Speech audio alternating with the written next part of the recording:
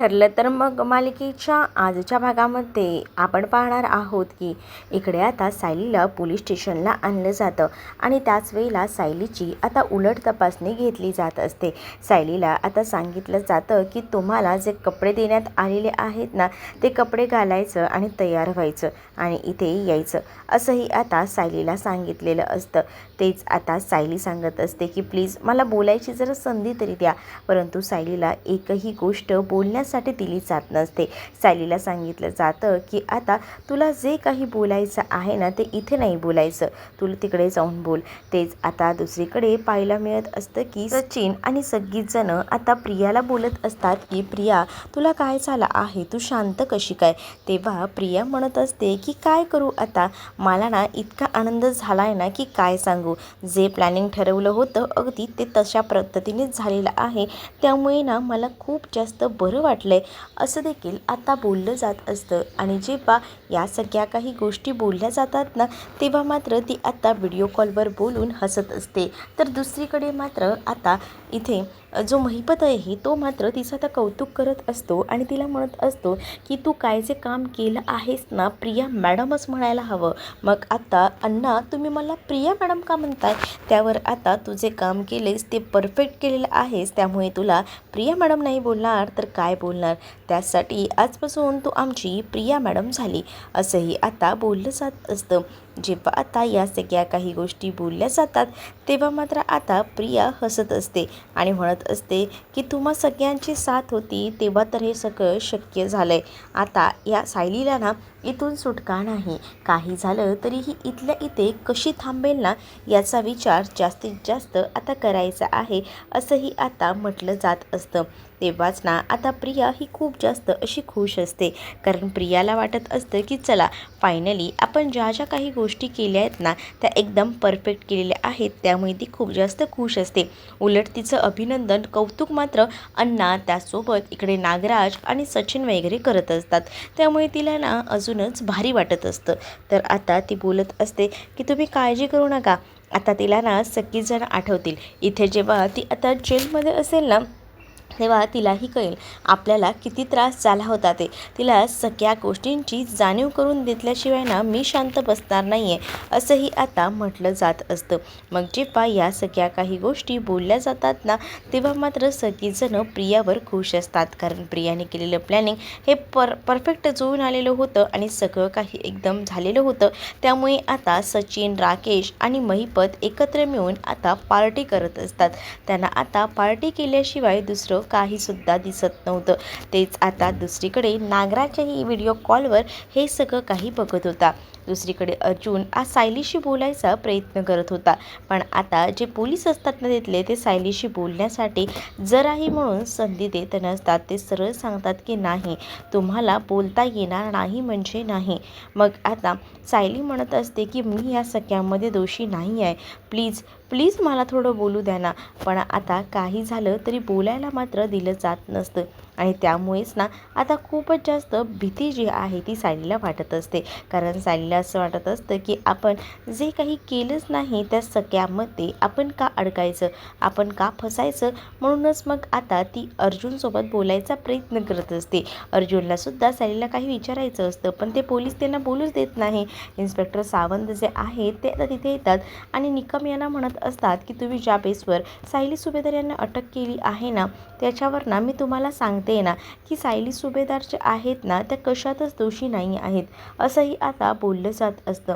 जेव्हा आता या सगळ्या काही गोष्टी बोलल्या जातात ना, तेव्हा आता सावंत इन्स्पेक्टर त्यांना हेही सांगतात की आम्हाला ना सगळं काही हवं आहे, प्रत्येक गोष्टीची माहिती हवी आहे, तोपर्यंत आम्ही काही शांत बसणार नाही, असंही आता म्हटलं जातं. तेव्हाच ना ते पोलीस सांगतात की तुम्हाला देईन मी सगळी इन्फॉर्मेशन, पण जरा थांबा. तेच इकडे आता अर्जुनला सायलीला भेटायचं असतं, त्यामुळे तो तडफडत असतो. त्याला असं वाटत असतं की कधी एकदा सायलीला भेटतोय, सायलीशी बोलतोय. पण इकडे आता जे पोलीस असतात ना ते मात्र आता म्हणत असतात की जा 5 मिनटं आहेत तुमच्याकडे, बोलून घ्या. मग आता अर्जुन सायलीला भेटण्यासाठी पटकीने तिकडनं जातो.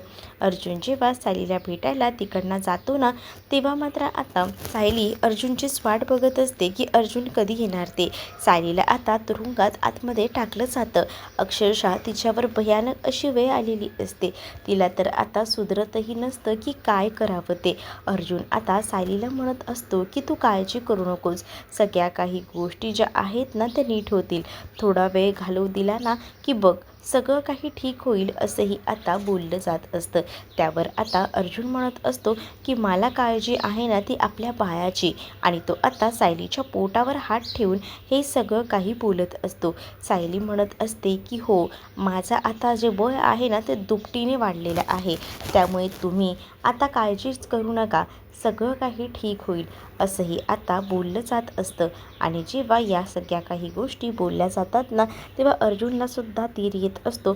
अर्जुन आता बोलत असतो की ठीक आहे, तू म्हणतेस तसं मी आहे तुझ्यासोबतच. तेवढ्यातच ना अर्जुनची वेळ संपते. अर्जुन निघून जातो. जसं आता अर्जुन निघून जातो ना, तसं मात्र आता तिकडे प्रिया आलेली असते आणि प्रिया येताना टाळ्या वाजवत येते. आणि प्रिया जेव्हा टाळ्या वाजवत येते ना, तेव्हा मात्र आता प्रिया म्हणत असते की फायनली तुझं स्वागत आहे इथे. आणि तुला काय वाटलं होतं की तुला ह्या सगळ्या काही गोष्टी ज्या आहेत त्या अशाच होतील का? आज कसं वाटतंय तुला इथे आल्यानंतर? हां, कारण तू एवढे दिवस मला आतमध्ये ठेवून तुझी मजा मारणं सुरू होतं. तुला असं वाटत होतं की तू तन्वी सुभेदार म्हणून आता सगळीकडे फिरशील आणि मग तुला कोणीही काही बोलणार नाही, हा तुझा भ्रम होता. आज दिसतंय ना तुला काय येते, तन्वी सुभेदार म्हणून जराही म्हणून जगता आलेलं नाही आहे, असंही आता बोललं जात असतं. जेव्हा आता या सगळ्या काही गोष्टी बोलल्या जातात तेव्हा मात्र सायली नीट असते, शांत असते. तेच दुसरीकडे आता पाहायला मिळत असतं की अर्जुनला चैतन्य समजावत असतो आणि त्याला सांगत असतो की पॅनिक नको होऊस, तू पॅनिक झालास की तुला ह्या सगळ्याचा त्रास होईल, असं देखील तो आता त्याला म्हणत असतो. पण आता सायली आतमध्ये आहे म्हटल्यावर अर्जुन तर पॅनिक होणारच, त्याला आता त्रास होत होता. त्याला कळत नव्हतं की काय करावं ते. तेवढ्यावर इन्स्पेक्टर सावंतही म्हणतात की आपण बघूया ना काय चार्ज लागले आहेत, काय झालं आहे नेमकं ते, या सगळ्याचा तपास घेऊया आणि मग आपण डिसाईड करूया की कसं काय करायचं आहे ते, असं देखील आता बोललं जात असतं. जेव्हा आता या सगळ्या काही गोष्टी बोलल्या जातात तेव्हा मात्र अर्जुन थोडासा का होईना शांत होतो. पण त्याला आता सायलीला या सगळ्यातून निर्दोषपणे सुटका करायची असते. तेच आता सायली तिथे उभी असते आणि सायली उभी असताना ना प्रिया मुद्दामून तिला सुनवायला आलेली असते आणि तिला म्हणत असते की तुला काय वाटलं, तन्वी सुभेदार म्हणून तू आता ऐशोआरामात जगशील, पण तुझ्या नशिबात ना ते सुख नाही आहे, असंही आता काहीसं बोललं जात असतं. आणि जेव्हा या सगळ्या काही गोष्टी बोलल्या जातात ना, तेव्हा मात्र आता दुसरीकडे पाहायला मिळत असतं की सायली जी आहे ती मात्र बघत असते रागातच. तेवढ्यातच ना इकडे आता जी प्रियाची जी हवालदार असते ती येते आणि सायलीच्या हवालदार ती आहे ती मात्र आता ओरडू लागते आणि ती म्हणत असते की हिचं इथे काय काम आहे, हिला तू इथे का सोडलंस, हिला ते इथून घेऊन जा, असंही आता बोललं जात असतं आणि तिला घेऊन जायला सांगितलं जातं.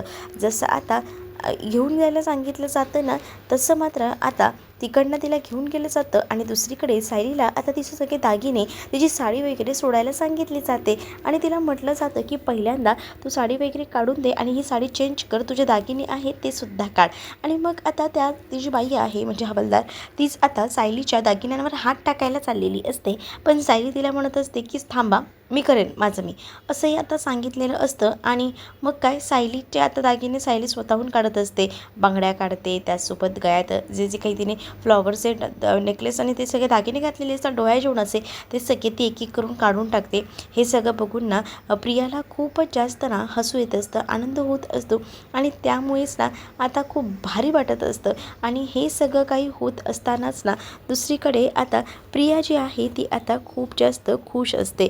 प्रियाला वाटत असतं की चला फायनली आपण जे ठरवलं आहे ते अशा पद्धतीने सक्सेस होतं आहे, त्यामुळे ती आता खूपच जास्त अशी खुश असते. तर तर दुसरीकडे आता पाहायला मिळतं की सायलीला मंगळसूत्रसुद्धा काढायला सांगितलं जातं आणि तिच्या मंगळसूत्रावर डायरेक्ट हात घातला जातो. पण सायली तिचा हात अडवते आणि म्हणत असते की तुमची हिंमत कशी झाली माझ्या मंगळसूत्रावर हात घालायची, कारण हे मंगळसूत्र हे माझं आहे आणि हे मंगळसूत्र काही झालं ना तरीसुद्धा मी देणार नाही म्हणजे नाही, कारण हे सगळं काही याच्यावर हक्क अधिकार सगळे माझे आहेत, हेही आता तिने सांगितलेलं असतं. आणि जेव्हा या सगळ्या काही गोष्टी ती सांगते ना, तेव्हा मात्र तिला सांगितलं जातं की पोलीस स्टेशनमध्ये हे मंगळसूत्र वगैरे काही चालत नाही, त्यामुळे हे मंगळसूत्र काढून ठेवा. पण आता सायली म्हणत असते की हे माझे सौभाग्याचे लेणं आहे आणि त्यामुळे मी काढणार नाही. तुम्ही कितीही काही बोला, हे मंगळसूत्र माझ्यासाठी सर्वस्व आहे, त्यामुळे तुम्ही दुसरं काही सांगाल तरीही मी काढेन, पण मंगळसूत्र नाहीच नाही, असंही आता तिने सांगितलेलं असतं. आणि त्या बाईचा हात मधल्यामध्ये अडवलेला असतो आणि तेवढ्यातच ना तिथे दुसरी हवालदार आलेली असते आणि ती आता म्हणत असते की हात सोड तिचा, राहू दे, मंगळसूत्र तिला काढायचं नाही आहे ना, 1 मिनटं थांब. मग आता काळ्या मण्यांचं मंगळसूत्र तिने आणलेलं असतं दुसऱ्या हवालदारने आणि ती म्हणत असते की तुम्ही ना हे मंगळसूत्र घाला. काय आहे ना, खरं तर सोन्याचे दागिने इथे जेलमध्ये चालत नाही, सो म्हणूनच आम्ही तुम्हाला सांगतो की हे काळ्या मण्याचं मंगळसूत्र घाला. मंगळसूत्र हे चालेल ना असंही. तेव्हाच ना सायली म्हणत असते की हो चालेल, काळे मणीच तेच तर सौभाग्याचं लेणं असतं, मला काही सोनं नको आहे, पण मला मंगळसूत्र काढायचं नाही आहे, असंही आता सायलीने म्हटलेलं असतं. आणि मग सायली आता पहिल्यांदा ते मंगळसूत्र घालते गळ्यामध्ये आणि त्यानंतर तिचं जे मोठं मंगळसूत्र असतं ना, ते मोठं मंगळसूत्र ती आता काढून ठेवते. आणि जेव्हा हे सगळं काही होत असतं ना, तेव्हा मात्र आता अर्जुन हे सगळं काही बघत असतो. अर्जुनलासुद्धा खूपच छान वाटत असतं हे सगळं काही बघून. म्हणजे त्यानेही विचार केला नव्हता की एवढ्या सगळ्या काही गोष्टी अशा पद्धतीने होतील, पण हे सगळं काही असं झालेलं होतं ना, त्यामुळेच ना आता भारी वाटत होतं. पण दुसरीकडे मात्र आता प्रिया जी आहे तिला अगदीच आनंद झालेला होता. तिने कधीही विचार केला नव्हता की हे सगळं काही असं होईल, म्हणूनच मग ती आता हॅप्पी असते. तेच आता दुसरीकडे पाहायला मिळत असतं की सायलीला आता दागिने तर काढून द्यायला सांगितलेलेच असतात, सोबतच ना तिला आता गळ्यातलं मंगळसूत्रसुद्धा काढायला सांगितलं जातं. पण ती छोटं मंगळसूत्र घालते तेव्हा कुठे जाऊन तिला आता ते बरं वाटत असतं. आणि तेच आता दुसरीकडे पाहायला मिळत असतं की प्रिया आता सायलीकडे खुनशी नजरेने बघत असते.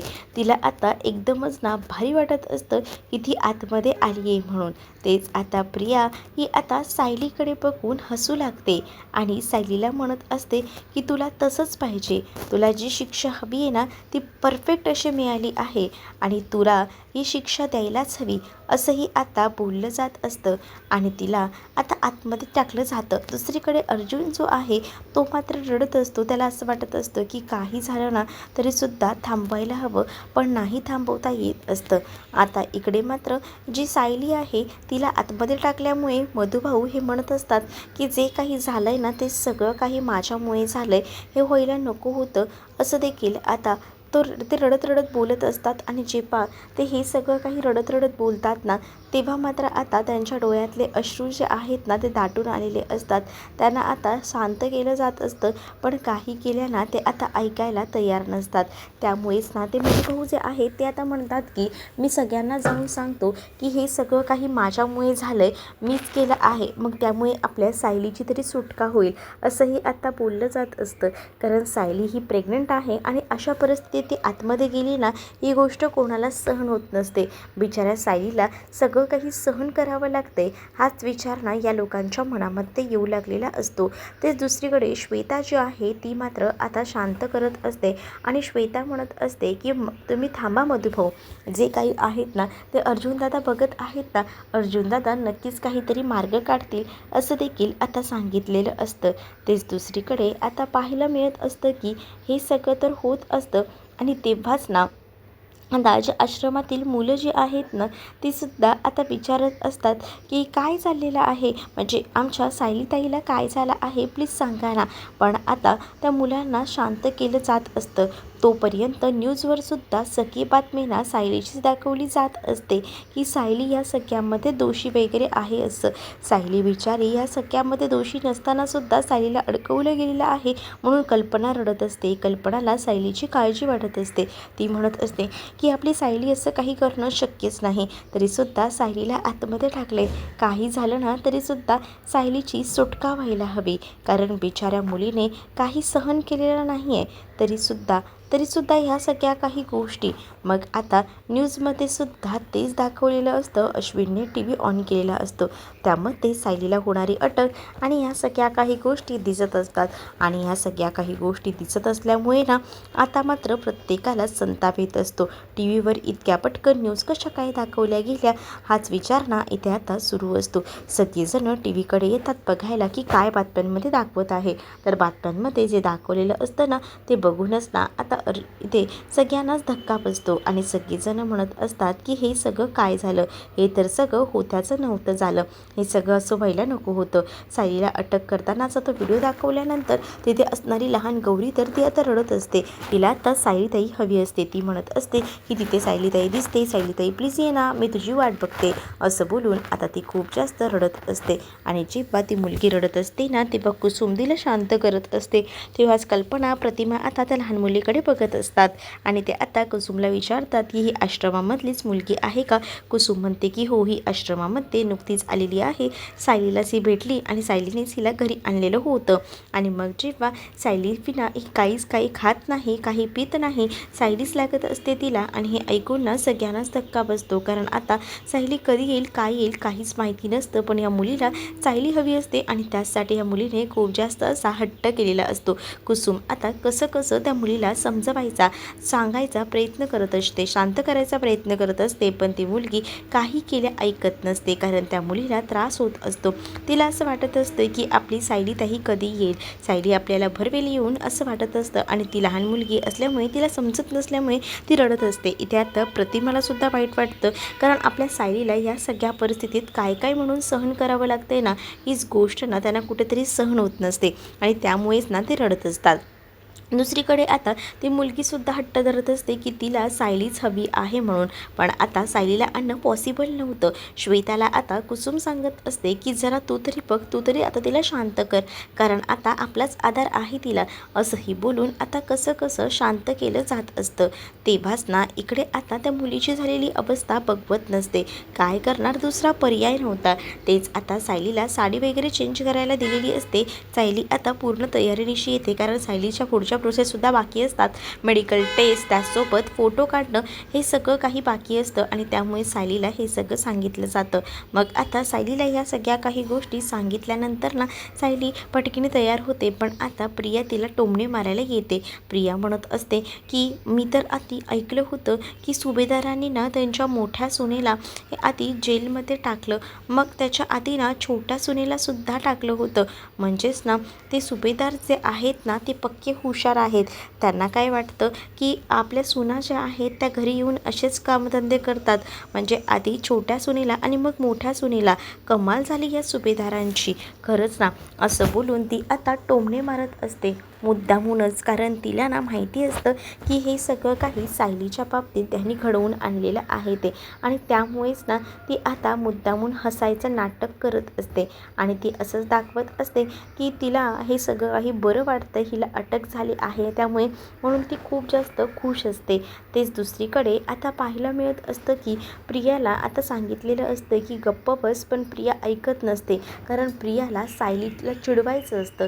सायलीने जे काही केलं आहे ना त्याची तिला ओळख करून द्यायची असते आणि यासाठी हे सगळं काहीचं सुरू असतं, आरडाओरडा आणि या सगळ्या काही गोष्टी. आणि त्यामुळेच ना आता सायलीला विनाकारण सगळ्या काही गोष्टी सहन कराव्या लागतात, दुसरा पर्याय नव्हता. तर इकडे आता पाहायला मिळत असते की सायली आता बघत होती तिच्याकडे, पण सायलीवर आरोपसुद्धा ना भयंकर असे केले जात होते, जे की तिने याआधी कधीच ऐकले नव्हते. तिला आता हे सगळं काही मुद्दामून ऐकावं लागत असतं, तिने काही चूक केलेली नसतानासुद्धा.